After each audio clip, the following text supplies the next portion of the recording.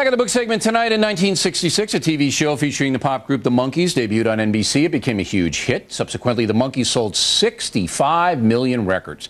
The group had 4 straight #1 albums. Despite that success, a movement to ban the Monkees from the Rock and Roll Hall of Fame in Cleveland is being led apparently by Rolling Stone magazine. Joining us now from Miami is the lead singer of the Monkees, Davy Jones. FoxNews.com reports that Jann Wenner, whatever, the editor, he doesn't like me either, so don't be insulted.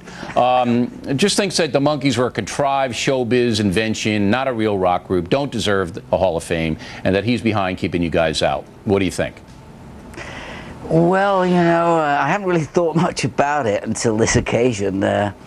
I guess he must be in charge. He's the one that makes these decisions. He's got a lot of influence.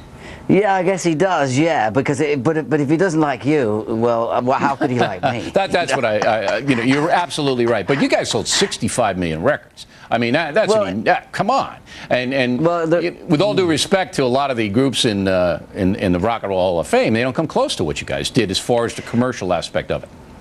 Well, you know, it's the Rock and Roll Museum or Hall of Fame, whatever they call it. I don't know. I mean, back in the 60s, it was amazing times, you know. We toured. I remember, you know, touring with Jimi Hendrix and Ike and Tina Turner and The Fifth Dimension and lots of other great bands, you know, sitting around having great times together, you know.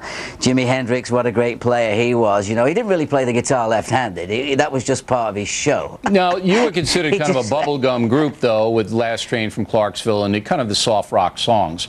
Did you guys see yourself as legitimate rock group or kind of a pop phenomenon? Well, you know, I think good things stand the test of time, and I think the Monkees has proved that. As far as being a legitimate group, I don't really know what is in show business. It's a business, and therefore you've got to present yourself in the way that people enjoy it. You know, I go out to perform about 30, 40 concerts a year, and but back in the 60s, when I suppose these opinions were gathered about being a sort of like a manufactured image with no philosophies, we were still doing it. I still believe I'm rock and roll. I can give you lots of stories, talk about the times we sat around, you know, passing the joint in the room there, whatever, and watching the rest of the world go by. It's pretty much been so you consider yourself career. More of a rocker than an actor? Well, you know, you've got to be a bit of an actor to be a rocker too, because a lot of it's what you present.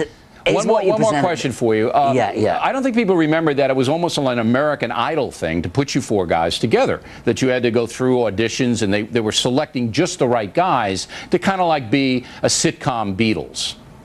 That's exactly right. It was a hard day's night on television every week. It had no storyline. It had no plot. It was just a fun time that kids could be, you know, sort of getting something out of the refrigerator at the same time as watching the TV show. So there was there's no undercover sort of a presentation that we didn't put out right in front of their eyes. It was a great fun time, and I'm sure that you used to run home from school and watch it yourself there, I wasn't a big Monkees fan because I don't know why I wasn't, but I tell you now, I like your records better now that I'm an old guy. You know, they're on the oldie stations all the time. And you know what, Mr. Jones? You guys deserve to be in the Hall of Fame, the Rock and Roll Hall of Fame. You deserve it. Thank you very much. You're a phenomenon. Right, you know, you're around. People still hum your tunes. So you guys got to be in there, and I'm going to try to make it happen for you. And we'll talk to you again. Thank you for coming on. All right. All the best.